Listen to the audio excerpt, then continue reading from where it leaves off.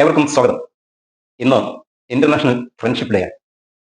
സൗഹൃദം എന്നും അതൊരു പൂമരമാണ്, അതൊരു ആശ്വാസമാണ്, അതൊരു സമാധാനമാണ്, അതൊരു തണലാണ്, അതൊരു സന്തോഷമാണ്. കാശ് തരുന്നതും ഗിഫ്റ്റ് തരുന്നതും ഒന്നുമല്ല യഥാർത്ഥത്തിൽ സൗഹൃദം എന്ന് പറയുന്നത്. ഒരിക്കൽ ഒരു ക്ലാസ് റൂമിലേക്ക് ഒരു ദരിദ്ര വിദ്യാർത്ഥി പഴകിയ ചെരുപ്പ് ധരിച്ചിട്ടാണ് പോയത്. ക്ലാസ്സിലെത്തിയ ഉടനെ എല്ലാ കുട്ടികളും അവനെ പരിഹസിച്ചുകൊണ്ട് ചിരിക്കുകയാണ് ഉണ്ടായത്.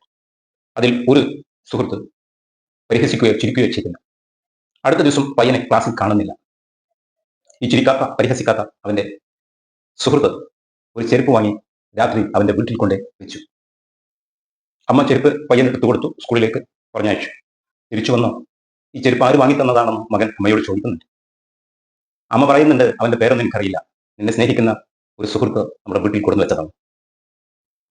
കാലങ്ങൾക്ക് ശേഷം അവൻ വലുതായി ഒരിക്കൽ പറയുന്നുണ്ട്, എന്റെ ജീവിതത്തിൽ ആ ചെരുപ്പല്ല മാറ്റങ്ങൾ ഉണ്ടാക്കിയത്, മറിച്ച് എന്നെ സ്നേഹിക്കുന്ന ഒരു സുഹൃത്ത് ഉണ്ട് എന്ന തോന്നലാണ് എനിക്ക് എൻ്റെ ജീവിതത്തിൽ വഴിത്തിരിവുണ്ടാക്കി.